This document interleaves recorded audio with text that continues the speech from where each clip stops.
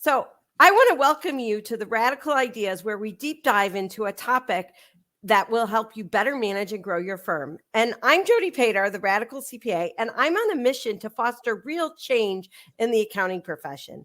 And in this session of the Radical Ideas, we're rethinking tax advisory. Yesterday, we found out how to build a tax advisory mindset. And today, we're talking about how to use that mindset to build a tax advisory specialty practice. I'm talking with my friend Tom Wheelwright, who, among many things, teaches CPAs how to build a tax advisory practice. And he's the founder of the Wealthability Network. Hey, Tom, how are you? I'm great, Jody. So good to be with you today. Thank you. Awesome. I also want to thank the sponsor of today's show, the Wealthability Network, a network of CPAs and financial professionals focused on building profitable businesses and helping clients build a rock-solid financial legacy. So, Tom, glad to have you here. Can you give our audience just a brief introduction of yourself and what it is you do? Yeah, so I've been in the tax advisory business for over 40 years. So I have a undergraduate degree from the University of Utah, graduate degree from the University of Texas in tax, 7 years with Ernst & Young, including 3 years in their national tax office, 4 years with a Fortune 1000 company as the in-house tax advisor. And then the rest of my time I've spent really doing building, buying, selling CPA firms, and now building this network. So I live the tax advisory life. I've written books on this that have been very big successes, Tax-Free Wealth, and the new one, the Win-Win Wealth Strategy. And I love talking. I mean, everybody knows you talk about tax and I'm going to light up. That's awesome. So we're going to specifically be talking about tax advisory today. So accountants are like bombarded with all this marketing and stuff that they need to be advisory. And some people even struggle with what that even means. So let's just start with basics. And what's the difference between tax prep and tax advisory? And how do you distinguish the two? Well, tax prep, I distinguish them between what does the client care about and what they don't care about. And so clients don't care about tax prep because they just want it done. They want it off their plate. They want to sleep at night. What they really care about is reducing their taxes. So tax advisory is really it's really focused on the clients, what the client's needs are. I look at a very holistic viewpoint. You can't just answer questions. That is not tax advisory. That's a transaction practice. That is most CPAs. And in tax advisory is a much bigger, broader area. It includes, you have to understand where they're going to invest their money. You have to understand their business. You have to understand their relationships with their children and their spouse. You have to understand what their goals are and their legacy. Tax advisory is a very comprehensive service that helps clients build wealth by having more money to build wealth with because they're reducing tax. Okay. So that's a really big distinguisher, because I think a lot of times people think, oh, they're already doing advisory. Maybe they just don't charge for it. But it sounds like when you're starting, you really have a deep understanding of where you're going, or I should say where the client wants to go, as opposed to kind of this post-mortem after the fact, or I'm looking at a tax return and I see some, things that jump out at you that are, like, I would say, the way a traditional tax practice or someone looks at it.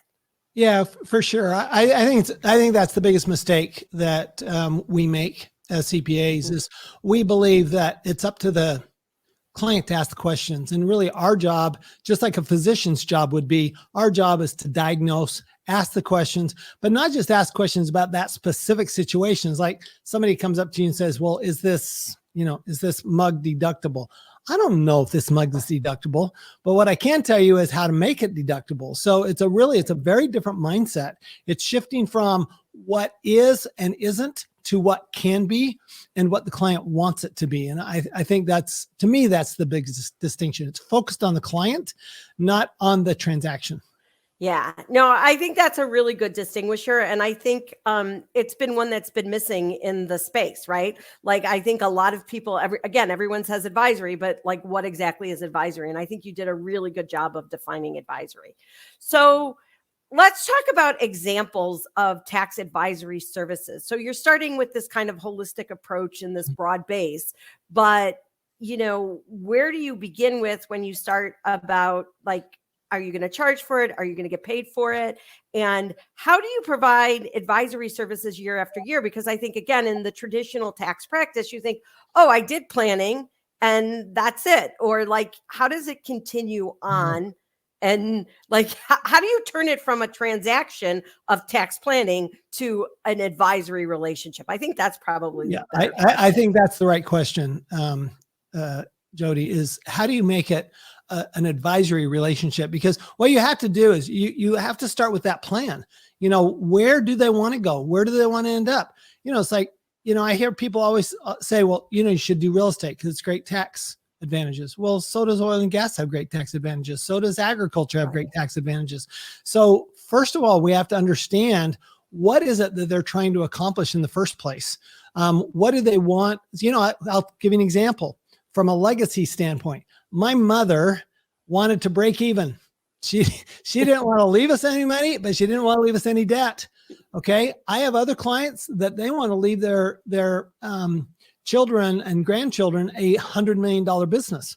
So so the answers are different, right? I mean, like I always like to say, if you want to change your tax, you have to change your facts. Well, we need to understand the facts. I think the most important skill set of a tax advisor is the ability to ask probing questions to find out really what's the why behind the why.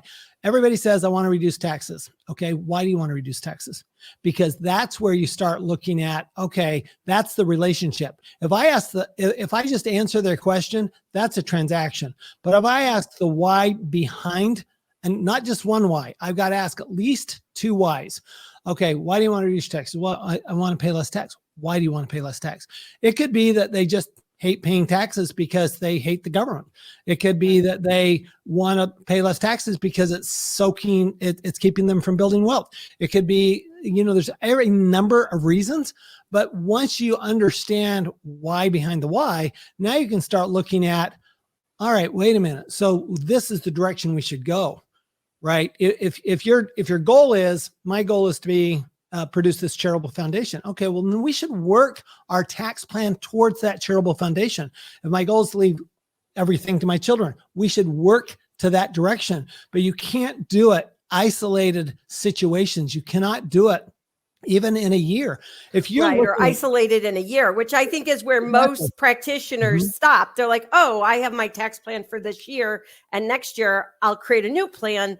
But what you're saying is like, hey, step back. Right. Let's make a multi-year plan. Let's really talk about where we want to go. And then it's not so transactional, or it's not every year. It's the ongoing relationship, which again, I think this is the first time I've ever heard it expressed this way, versus just tax planning, which is, I think sometimes people confuse the two. They're like, oh, I already do tax planning. Well, tax planning is not tax advisory. Let me give you an example. So right now in the US, last year, 2022, we had 100% bonus depreciation on investment real estate. This year, it's 80%. Next year, it's 60%. Goes 40, 20, 0. Right. All right. Well, if you're doing tax planning just for this year, what are you going to do next year when it's down to 60, or the year after that when it's down to 40? You've really got to project out. We actually project out for years what the investment strategy needs to be in order to do the tax strategy. Because if you don't do that, I really think you're hurting your clients, and you're giving them okay advice maybe, but you're certainly not changing their life, which is really what they want. Clients want a relationship. They want to go, not only do I want to be able to ask this person any question, I want to know that we've got a plan of action and I can go to them every month, every quarter. I mean, this is a long-term, lifetime, literal lifetime, because we want lifetime clients, right? So if you want lifetime clients, focus on their lifetime. If you want a client for 3 months, focus on 3 months. Yeah, I really like that. And I like the way too, it fits more into, again, when you say like financial planning or that tax advisory, it's that holistic approach to say, where are you today, but where are you going to be in 5 years, 10 years? And again, that makes it where it's not so much the year. Because I think, again, too often, like tax practitioners get caught in the year as opposed to the lifetime value of the client, which is where we should be thinking. And just because a client comes back to you every year, that doesn't mean that you've been really a strong advisor for them every year, which I think is something accountants have to look at themselves in the mirror and think about, right? Like, are they really a strong advisor? Or are they really just doing kind of, the day in kind of enough, which may not be that doesn't create a raving fan. It creates someone who's not leaving, right? Yeah, exactly. And what happens with clients is that, you're the most important financial team member on their team. You really are. We're the front line of the financial world, and our clients see it that way, right? They're reliant on us. And so if all you're doing, so they're not going to easily change from you. And I think that's a weakness to us. It's a problem, right? Because it makes us lazy. It makes it so easy. Well, they're not leaving. Well, okay, but what are you doing for them? Stop focusing on yourself. This is my mantra. Stop focusing on yourself. Start focusing on your clients. And what you'll find is you're going to be a lot happier because you're doing much more interesting work. And on top of that, the clients are just going to give you raving reviews. And why wouldn't you want the raving reviews? And you're making a bigger impact. Exactly. You're making a bigger impact. And I think at the end of the day, most financial professionals, that's what they do. They love their clients. They want to help them. So this is a way for you to actually give them more than you're currently giving them, just because you didn't know that there was another way, or that there was an alternative, because we're so caught in this compliance mindset that many of us have never actually been taught this advisory mindset, or this way to think about the relationship differently. Okay, awesome. So does it matter if a CPA is a specialist in some sort of tax advisory thing? Like, should you just be in real estate, or should you just be, like you said, in oil and gas? Or do you think that, tax advisory can have kind of a generalist approach as well? Well, I think the question is who's on your team, right? So, for example, I'll tell you, I'm a specialist in real estate. I would call myself a specialist in oil and gas. I am not a specialist in qualified plans. I'm not a specialist in life insurance. I'm not a specialist. There are several areas I'm not a specialist in. I'm not a specialist in international. I mean, I'm dangerous in international. And so, but I have a team. I mean, this is why we built a network, is because now we have CPA, we can ask each other questions. We have international people in the network. We have people who can handle qualified plans, and you have to have an extended network. You can't just have CPAs in your network. You've got to have financial planners in your network. You've got to have life insurance experts you've got to have all these other people, because remember, you're that central figure to your client, or you want to be that central figure. You may not be, and somebody else may be. A banker may be the central figure, or a financial planner may be the central figure. But wouldn't you rather have you be the central figure? But the only way you do that is that you make sure that no matter whether you have I think you need some specialty, frankly, because what kind of clients do I want to attract? Right. And there are specialized areas. I mean, for example, real estate, I can't tell you how many people, CPAs who prepare syndicated real estate investment tax returns, who do them flat wrong. They do not understand the law. They're doing them. They should not do them.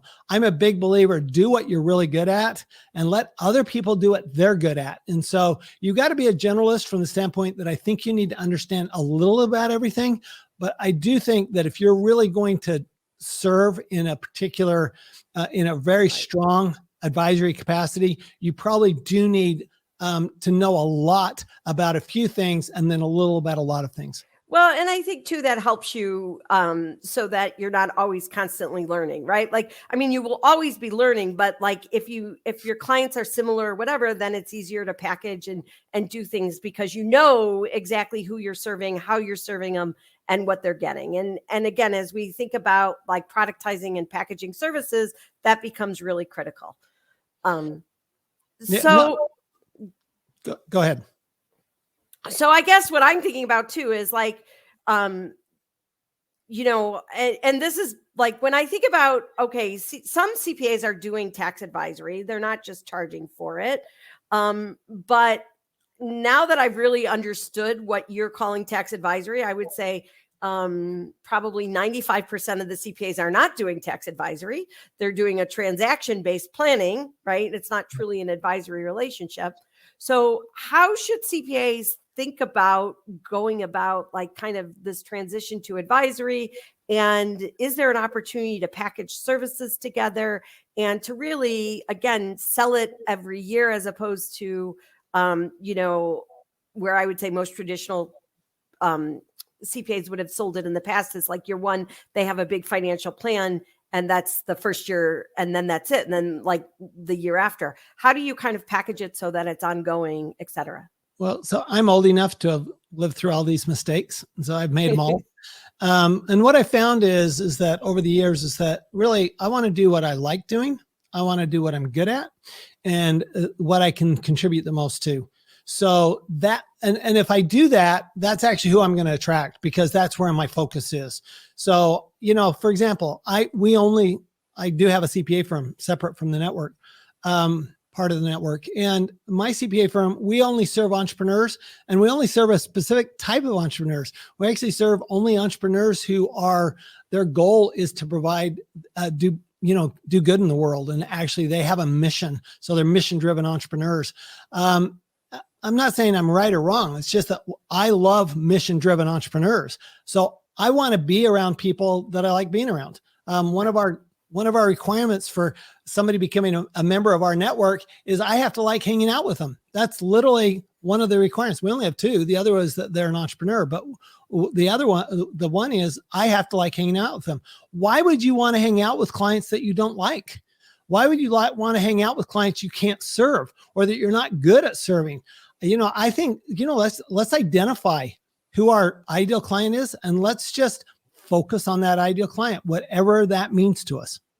No, I think that makes a lot of sense. And then I would also say too, like, as you think about packaging services, then I'm sure you've kind of figured out like what the communication plan is and what kind of the deliverables are beyond the tax return. Cause obviously like, okay, they're paying a significant amount for this financial planning and you're giving advice and you're giving questions and answering their questions, but ultimately there's probably got to be some sort of report or something that they get, right? How do you quantify that communication or, what is that deliverable that goes along with it?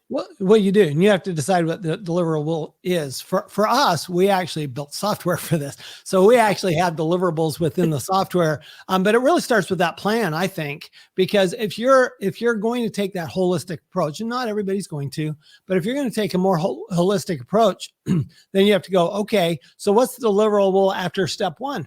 What's the deliverable after step two? What's the deliverable after step three? What's the deliverable on an ongoing basis? So, we work with our clients. We meet with our clients a minimum of once a quarter.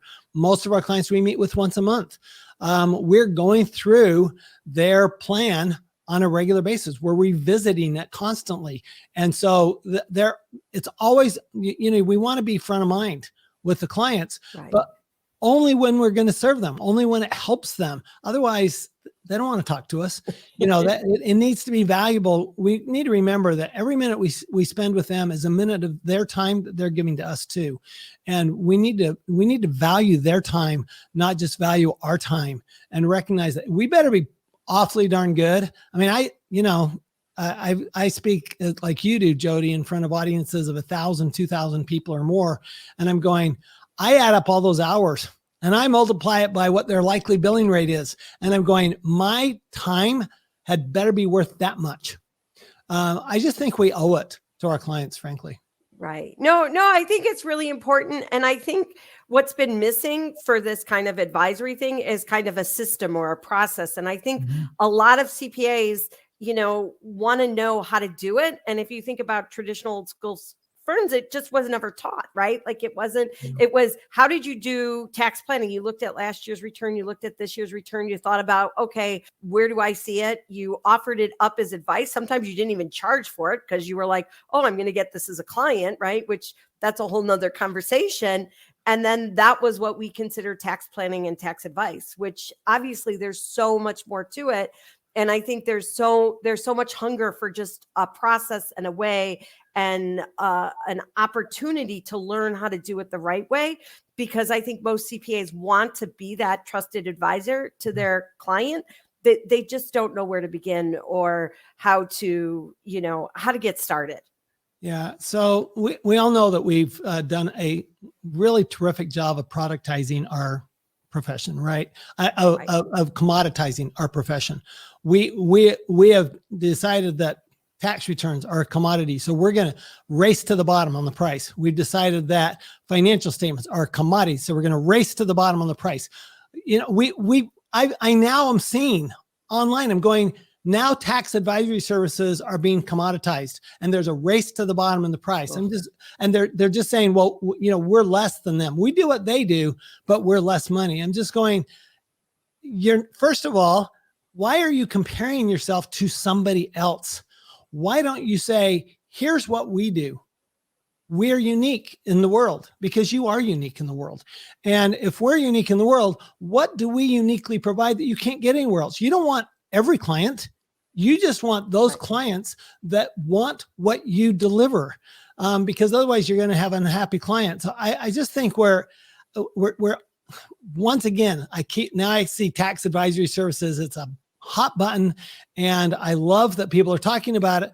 But once again, we're commoditizing a service that we're in danger of doing to tax advisory services what we did to tax compliance services. And we've got to be very careful to actually distinguish, here's what we do, here's the deliverable, and we have a system for providing it. Right. And ultimately, at the end of the day, like, you have to be special. You as the advisor, you as your firm, whether you're teaching it to your next gen staff, whatever, you have to make something special about it that makes them want to pick you, which I think most CPAs have that. They just have to learn how to do it, right? Exactly. It's just more of learning how to do it. So this has been an amazing conversation. Thank you so much. If people want to join the Wealthability Network, if they want to learn more, how do they find you, Tom? How do they connect with you, and how do they learn about it? Real easy. Just go to wealthability.com and schedule a call. It's that simple, and we're happy to talk to you. Our mission is to, like yours, Jody. The reason we're friends is because we see the issues in their profession, and we want to help and completely revolutionize a profession. Yeah. So thank you. Thank you so much for being here with me today. And I'm excited to get your message out into the world, because I'm excited because I think our profession needs help. And it's not that they're not capable. They're totally capable. It's just how do we give them the information that they need to kind of change it up, because the world's changing and we have to up our game as CPAs as automation and other things change around us.